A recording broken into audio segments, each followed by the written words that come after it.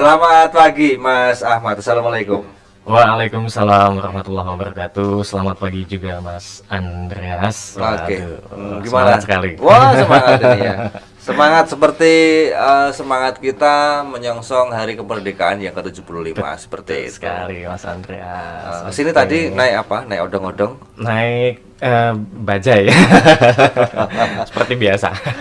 Oke, nanti Mas Ahmad akan menceritakan mengenai apa ini Mas Ahmad kalau boleh tahu. Saya akan menceritakan terlebih dahulu, tadi sudah disampaikan oleh Mas Andreas tentang Cirebon ya. Nah, Cirebon ini mempunyai history yang cukup panjang karena Cirebon merupakan salah satu kerajaan tertua di Indonesia, di Pulau Jawa terutama. Kemudian juga silsilah kerajaannya sampai sekarang masih ada keturunannya, kemudian keraton-keratonnya, peninggalan-peninggalannya sampai dengan saat ini masih ada dan masih dilestarikan. Nah, nanti setelah dari historikalnya itu ke era modern, ke era tahun 1800-an, 1900-an, Cirebon juga salah satu daerah yang mempunyai kiprah untuk memerdekakan bangsa Indonesia. Seperti gitu. itu Mas Andreas. Di di Cirebon sendiri kalau boleh tahu Mas Ahmad ini memang betul-betul kelahiran Cirebon atau mungkin kelahiran daerah lain seperti itu. Oke, kalau saya sendiri alhamdulillah saya asli orang Cirebon. Bapak Ibu juga asli dari Cirebon. Oke, mungkin kita diawali dari sejarah berdirinya Cirebon ya Mas ya. Cirebon ini cukup fenomenal dari masa ke masa ya, dari zaman kerajaan. Itu merupakan salah satu kerajaan Islam tertua di Indonesia setelah Samudra Pasai ya, yang di Sumatera. Itu di Pulau Jawa yang tertua adalah kerajaan Cirebon ya. Kalau sejarah berdirinya sendiri untuk Cirebon itu berawal dari Pangeran Cakrabuana. Nah, ini Pangeran Cakrabuana ini pada tahun 1430 sampai dengan 1479 Masehi. Nah, beliau merupakan keturunan dari Kerajaan Pajajaran. Nah, ia adalah putra pertama dari Sri Baduga Maharaja Prabu Siliwangi dan istri pertamanya yang bernama Subang Larang, putri dari Ki Gedeng Tapa. Nah, ini Nyi Subang Larang ini juga nanti ada kaitannya dengan berdirinya Kabupaten Subang. Nah, itu Subang itu dari nama Subang Larang, istri dari Prabu Siliwangi. Prabu Siliwangi. Nah, ya, seperti itu. Dan Pangeran Cakrabuana ini merupakan raja pertama atau bisa dibilang terah pertama yang mendirikan Cirebon. Nah, begitu. Kemudian Raden Walangsungsang atau Pangeran Cakrabuana ini, Raden Walangsungsang itu nama aslinya, sebutannya adalah Pangeran Cakrabuana, memiliki dua saudara kandung, yaitu Nyai Rara Santang dan Raden Kian Santang. Raden Kian Santang. Nah, itu yang ada filmnya di TV ya, Kian Santang itu, putra Maharaja Prabu Siliwangi dengan kesaktian yang tiada tanding pada saat itu. Luar biasa. Ya. Oke, sebagai anak laki-laki tertua, sebetulnya dia berhak untuk tahta kerajaan, tetapi beliau memeluk agama Islam. Nah, kalau dulu itu kan di Pajajaran itu kan agamanya masih agama bawaan nenek moyang gitu ya. Walaupun Prabu Siliwangi sendiri disebut-sebut memang beliau sudah memeluk Islam sebetulnya. Seperti itu ya. Nah, beliau ini memeluk Islam dari keturunan ibunya. Kemudian posisi sebagai putra mahkota akhirnya diberikan kepada adiknya, Prabu Surawisesa, anak laki-laki Prabu Siliwangi juga dari istri keduanya. Ya, istri keduanya ini bernama Nyai Cantring Maningkiamayang. Nah, gitu. Nah, kemudian pada abad ke-16 itu kan di kerajaan Pajajaran itu dikenal dengan agama Sunda Wiwitan. Sunda Wiwitan. Ya, Sunda Wiwitan, agama leluhurnya orang Sunda gitu ya. Nah, ini terdiri dari agama Hindu dan Buddha. Sebetulnya itu seperti apa ya istilahnya, akulturasi gitu antara Hindu Buddha ke Sunda gitu, jadi dinamakan Sunda Wiwitan. Nah, kemudian Pangeran Walangsungsang akhirnya membuat sebuah pedukuhan di daerah Kebon Pesisir. Pedukuhan itu semacam tempat untuk pertapaan gitulah ya istilahnya kalau zaman dulu itu. Kemudian mendirikan Kuta Kosod. Nah, Kuta Kosod ini susunan tembok bata merah tanpa spasi ya. Itu kalau kuta itu kalau bahasa Sunda itu artinya pagar. Pagar Nah, berarti. pagar ya, pagar dari batu bata merah. Oh, Itu Kuta Kosod namanya. Kuta Kosot Ya, namanya. kemudian di pintu gerbangnya itu menjulang tinggi ke atas. Nah, itu yang dinamakan dengan pintu bentar. Itu biasanya ada di rumah-rumah warga atau cuma ada di kerajaan? Nah, asal mulanya hanya ada di kerajaan. Mm-mm. Nah, di keraton Kasepuhan terutama ya, Ya. keraton tertuanya di sana. Itu pintu bentar ada di sana, tetapi pada era modern sekarang itu semacam dijadikan semacam budaya wajib untuk setiap pintu-pintu gedung-gedung tertentu seperti gedung pemerintahan, mal-mal, hotel, kemudian rumah-rumah yang istilahnya orang-orang yang masih percaya kental budaya itu pasti ada pintu bentar itu. Oh, gitu. Nah, seperti contoh di mungkin kalau Mas Andreas pernah ke Cirebon itu ada mall terbesar di sana itu Grage Mall. Nah, itu depannya itu walaupun pusat perbelanjaan modern, depannya itu tetap pakai kuta kosod dan Oh, pintu gitu. bentar. Nah, seperti itu. Jadi itu menjadi salah satu ikonnya kalau ini Ikonnya. Cirebon, kayak Betul, gitu. ini Cirebon seperti itu Ya, gitu. ada bentengnya Ada seperti bentengnya, itu ya. ada pintu bentarnya. Oke. Oke. Kemudian Pangeran Walang Sungsang ini dianggap sebagai pendiri pertama Kesultanan Cirebon. Pangeran Walang Sungsang yang telah selesai menunaikan ibadah haji, kemudian disebut Haji Abdullah Iman. Lalu tampil sebagai Raja Cirebon pertama yang memerintah kerajaan dari Keraton Pakungwati dan aktif menyebarkan agama Islam kepada penduduk Cirebon. Nah, ini pendirian Kesultanan Cirebon juga sebetulnya mempunyai hubungan erat dengan Kesultanan Demak.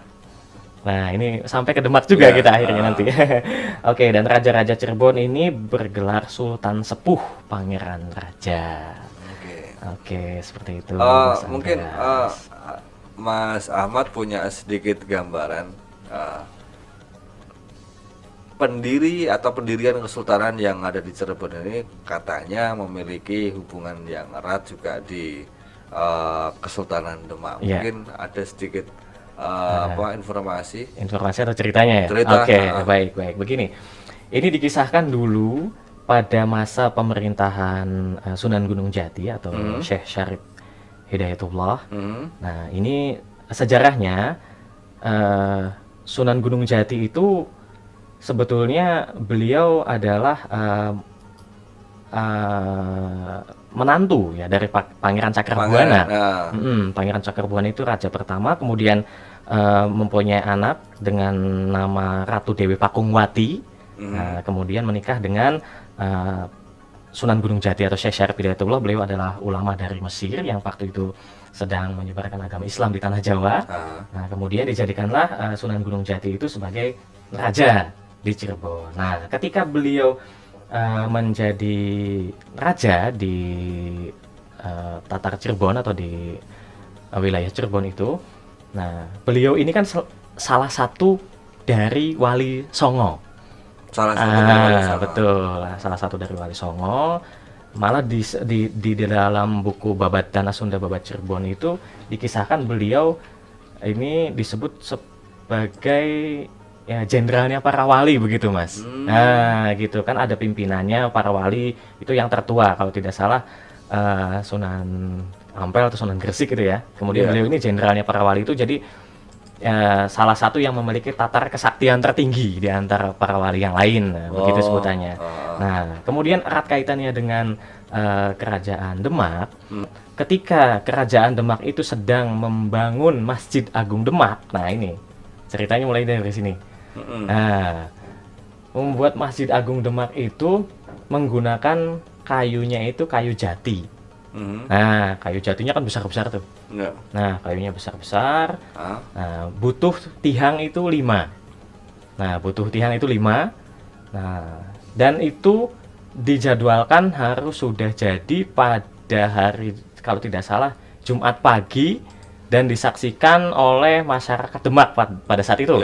Nah, tiangnya itu pas waktu malam itu sudah berdiri 4 tiang. Nah, sudah berdiri 4 tiang. Nah, tinggal tiang kelima ini mencari kayu di daerah Demak itu sudah habis, Mas Andreas. Aha. Nah, kemudian pada waktu itu Raja Demak pada waktu itu yang merupakan salah satu eh, wali juga waktu itu kan. Nah, salah satu wali juga. Nah, Sunan Kalijaga ya. Nah, Sunan Kalijaga itu beliau menghubungi sahabatnya yaitu Sunan Gunung Jati Cirebon. Nah, itu dikisahkan saya juga tidak tahu bagaimana cara menghubunginya. Entah via WhatsApp atau Zoom atau video call, saya juga tidak paham. Pada saat itu kok sangat jauh jaraknya ya, hampir 300 km dari Demak ke Cirebon, tapi Sunan Kalijaga dan Sunan Gunung Jati itu bisa berhubungan gitu kan, seperti itu. Bisa berkomunikasi. Nah, bisa berkomunikasi dengan sangat baik gitu. Nah, kemudian Sunan Gunung Jati di Cirebon itu mencarikan kayu jati yang besar. Adanya itu di daerah Muara Jati atau di daerah pesisir pantai Cirebon. Nah, Muara itu artinya ya seperti kalau sekarang mungkin Tanjung gitu ya, yang dekat ke laut. Jati itu artinya perkebunan jati. Nah, ditebangkanlah dari situ si pohon jati yang besar itu waktunya sudah mepet mau subuh. Dari Cirebon itu harus diantarkan ke Demak, dan paginya itu harus sudah peresmian Masjid Agung Demak. Paginya. Nah, paginya karena masyarakat itu sudah berkumpul di alun-alun pelataran Masjid Agung Demak itu. Nah, dari situ Sunan Kalijaga itu berdoa bagaimana mudah-mudahan sampai si kayu itu sebelum subuh.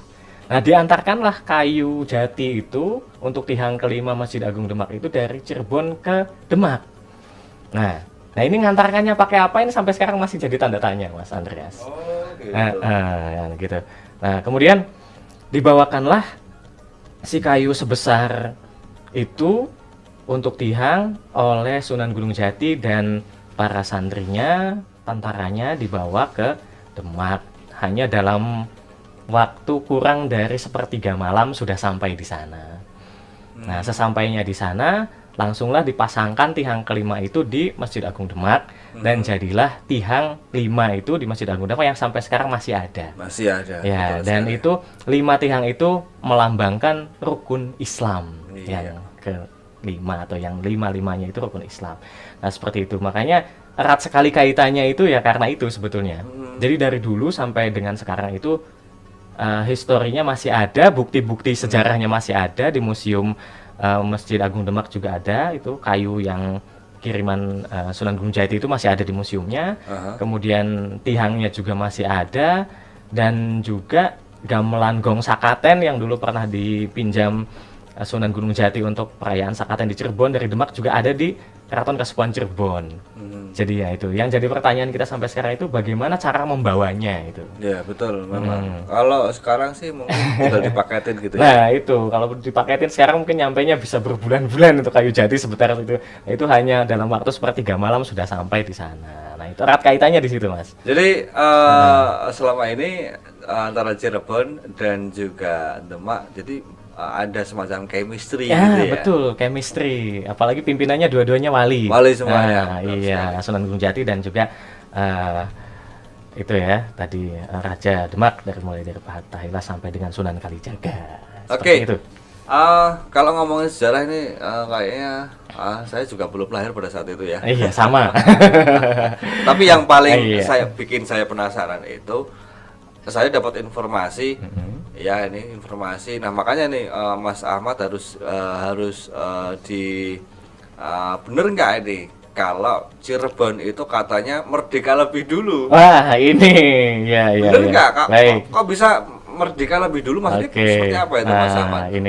Ini sebetulnya bisa dibilang sejarah yang agak tertutup ya. Tertutup dalam arti tidak semua orang lain tahu bahwa ternyata Cirebon itu merdeka lebih dulu daripada Republik Indonesia. Nah, kok bisa seperti apa? Kok bisa seperti itu ya? Oke, baik. Di sini Cirebon itu memerdekakan dirinya atau memproklamasikan dirinya itu pada tanggal 15 Agustus 1945. Nah, ini diproklamirkan di alun-alun Kejaksan Cirebon ya. Diproklamirkan di alun-alun Kejaksan Cirebon oleh seorang dokter ya, waktu itu dokter, dan dokter itu adalah utusan daripada Sultan Syahrir. Nah, Sultan Syahrir sendiri ini kan tokoh pemuda ya waktu itu ya. Tokoh pemuda di pemerintahan Republik Indonesia yang baru saja ingin memerdekakan negara ini ya. Nah, waktu itu oke. Nah, karena Sultan Syahrir ini merasa di Cirebon itu sudah aman dari penjajahan orang-orang Belanda gitu ya. Nah, maka dari itu Sultan Syahrir mengutus salah satu apa ya, bisa dibilang teman dekatnya atau kerabatnya mungkin ya, gitu di Cirebon itu, yang waktu itu merupakan kepala rumah sakit ya, atau bisa dibilang pimpinan rumah sakit Gunung Jati waktu itu namanya Bapak Dr. Sudarsono. Pak Sudarsono. Nah, Dr. Sudarsono itu ya. Bapak Dr. Sudarsono ini merupakan ayah dari mantan Menteri Pertahanan era Presiden SBY, yaitu Bapak Yuwono Sudarsono. Nah, Bapak Dr. Sudarsono inilah yang membacakan proklamasi Cirebon pada tanggal 15 Agustus 1945. 2 hari sebelum Soekarno dan Hatta memproklamasikan kemerdekaan Republik Indonesia pada tanggal 17 Agustus 1945. Nah, ini ada bukti sejarahnya sampai sekarang ada, yaitu Buktinya apa? Tugu Proklamasi Cirebon. Tugu Proklamasi Iya, Cirebon. itu ditempatkan persis di depan alun-alun kota Cirebon. Oh. Ya, di depan Masjid Raya At-Taqwa itu ada alun-alun, ada lapangan. Nah, di seberangnya itu ada Tugu Proklamasi Cirebon, tempatnya di perempatan Kejaksan, kota Cirebon. Berarti masih sampai sekarang itu Mas ya? Masih ada sampai sekarang bukti historikalnya di situ ya. Kemudian ini kelompok Syahrir ini mendelegasikan Pak Dr. Sudarsono ini di kediamannya ya waktu itu ya.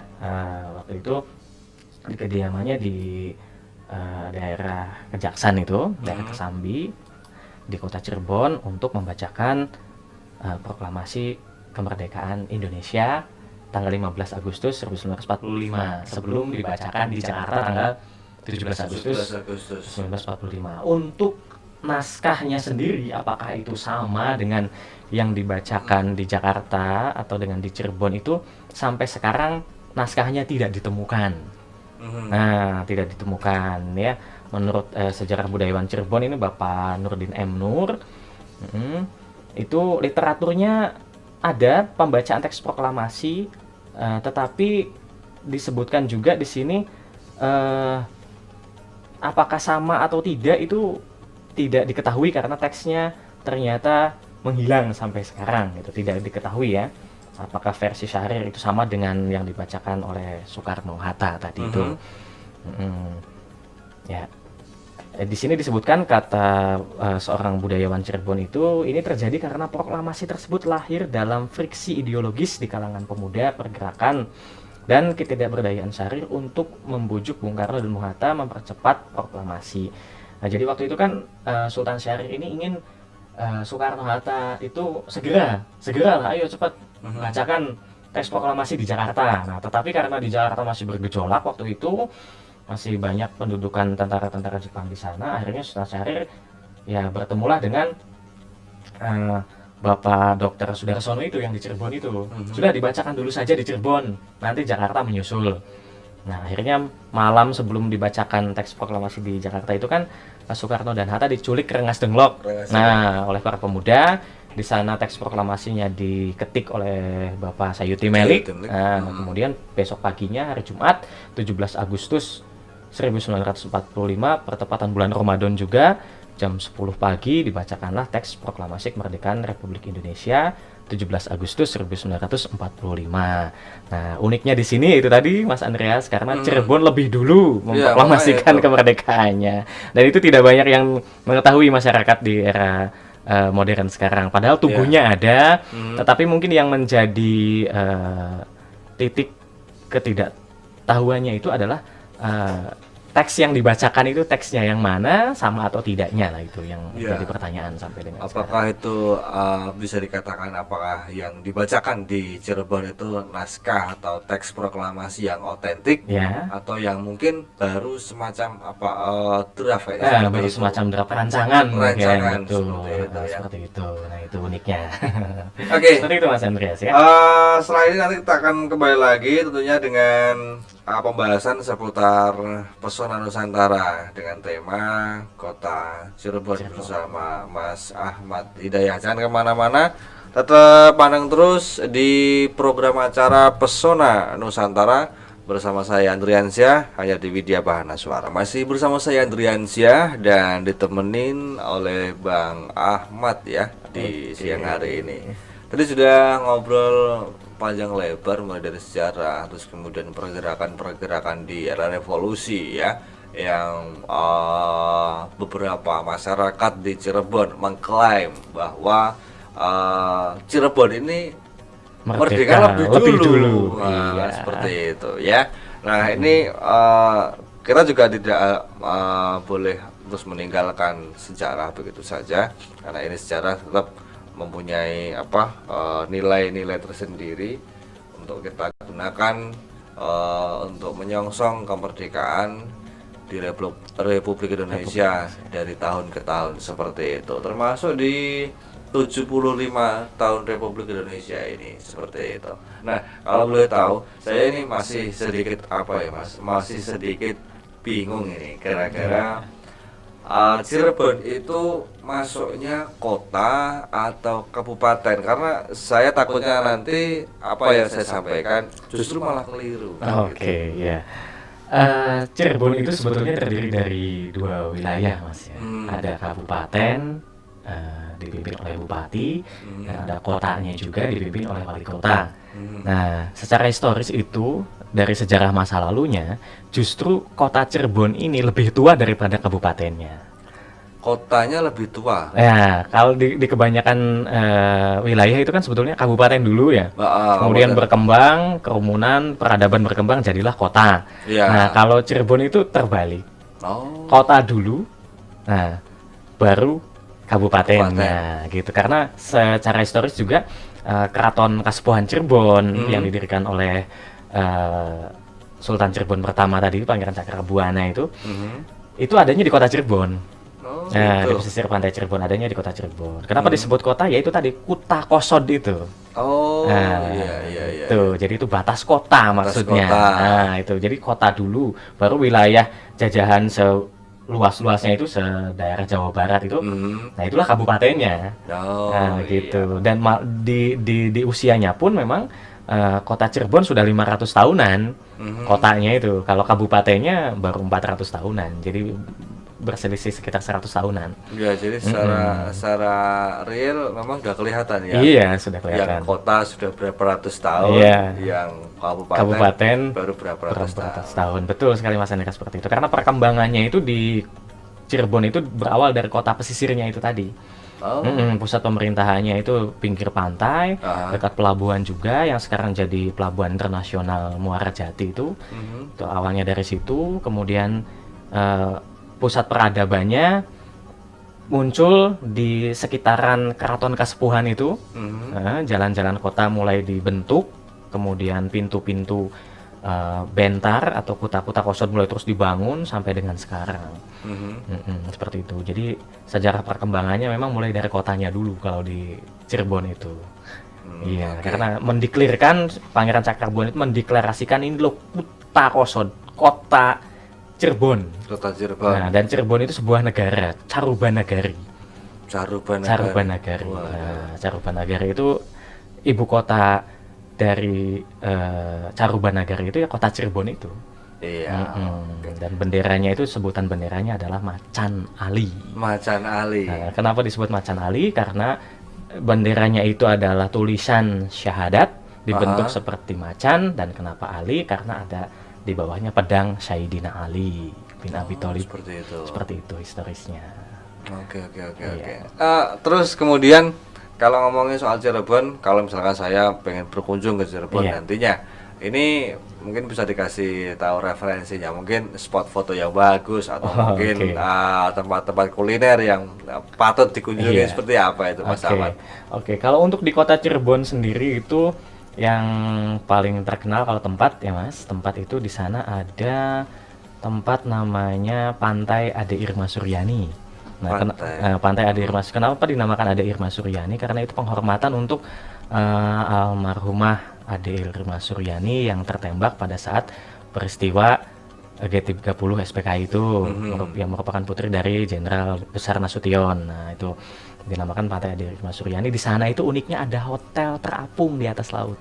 Nah, iya itu. Coba ya. Iya, itu spot fotonya luar biasa di sana ya, di samping wisata pantai juga, di sana juga ada wisata kuliner. Nah, ini kuliner ya. Kuliner itu Cirebon punya banyak sekali makanan khas. Termasuk diantaranya apa? Diantaranya ada empal gentong. Nah, ini empal gentong. Gitu. Empal gentong itu kalau di Jawa mungkin sejenis seperti rawon atau gulai gitu ya. Daging gitu ya. Daging gitu, daging sapi dicincang, tapi dipisah dengan kuahnya. Nah, gitu. kuahnya ini dimasak di dalam bejana besar atau gentong terbuat dari tanah liat. Kemudian disajikan, disiramkan ke si daging yang dicincang itu. Nah, itu namanya empal gentong. Nah, itu ya. Kemudian ada lagi selain empal gentong itu nasi lengko. Apalagi itu ini nasi lengko ini di daerah lain jarang.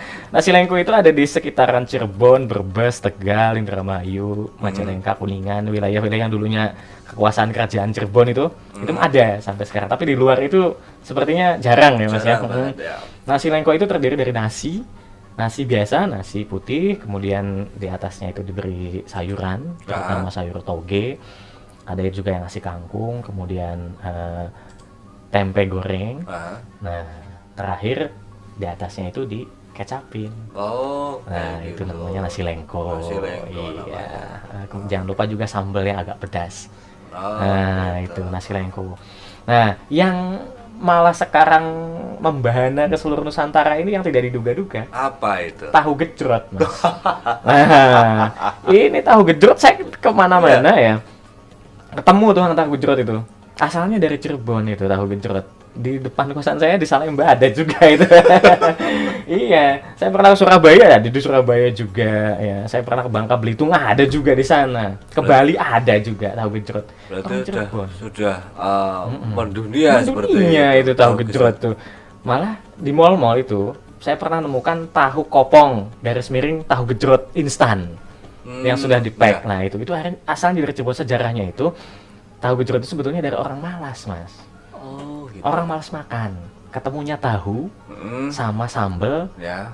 Udah adanya itu aja. Kemudian sambel itu dikasih air, disiramkan ke tahu, digejrot-gejrot, diulek gitu. Dimakan. Itu sejarah awalnya tahu gejrot itu. Ya, digeprek gitu digeprek, ya. Kalau sekarang mungkin itu digejrot kalau orang Cirebon bilang. Itu. Ya. Kemudian ada banyak lagi, Mas. Ada bubur ayam kuah yang kita temui di pinggir-pinggir jalan. Itu asalnya dari Cirebon juga. Masanya dari Cirebon juga. Bubur ayam yang dikasih kuah, kemudian dikasih suiran ayam, kuah kaldu, kasih kerupuk, itu Cirebon juga.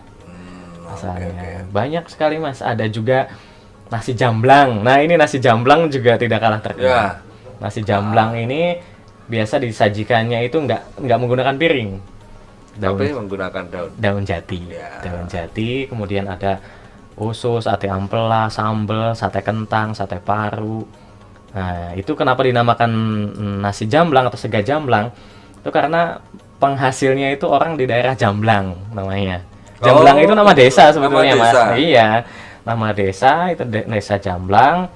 Nah, orang di desa Jamblang itu membuat nasi jamblang dan semua lauk-lauknya itu didagangkan harus di sore hari.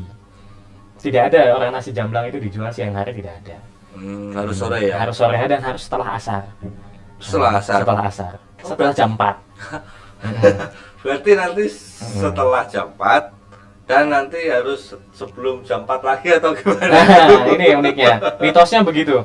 Jadi setelah jam 4, setelah asar, itu orang-orang yang jual nasi jamblang baru buka. Oh, Nah, gitu. baru buka baru disajikan, dan umumnya sebelum jam 10 malam itu kok semuanya sudah habis. Oh, sebelum malam. Iya, saya juga heran tuh. Kenapa kok bisa selaris itu gitu. Ya. Dan itu enggak di satu tukang nasi jamblang. Hampir di semua tukang nasi jamblang itu jam 10, jam 11 sebelum jam 12 malam. Berarti kalau di Cirebon Habis. banyak sekali ya tempat-tempat yang mungkin dipakai buat jualan nasi jamblang seperti Banyak itu. di pinggir-pinggir jalan, di trotoar-trotoar dekat mall-mall, pusat perbelanjaan, di samping-samping hotel-hotel seperti itu orang pada bukanya nasi jamblang. Itu mungkin seperti kalau di Jawa Tengah itu di Semarang mungkin banyak yang jual ayam penyet, ayam lamongan seperti itu ya. Iya, Nah, itu kalau di Cirebon itu banyaknya nasi jamblang itu. Nah, gitu. itu sekelumit kuliner kota Cirebon ya. Seperti itu. Dan juga tadi nasi jamblang sudah ya.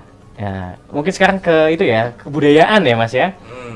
Ini kebudayaan pun di Cirebon kental sekali. Yang sudah mendunia ada Mas kebudayaan Cirebon itu. Kira-kira apa? Tari topeng, Mas. Wah, emang ada tari topeng di Cirebon? Ada tari topeng itu. Dengar aku ini. Iya. Tari topeng itu sedikit berbau mistis juga, karena itu yang digunakan adalah topeng Rahwono-Rojo. Rojo Ngalingko Direjo. Nah, ini itu tari topeng, dan topengnya itu ditempelkan di wajah, tidak menggunakan tali atau lem.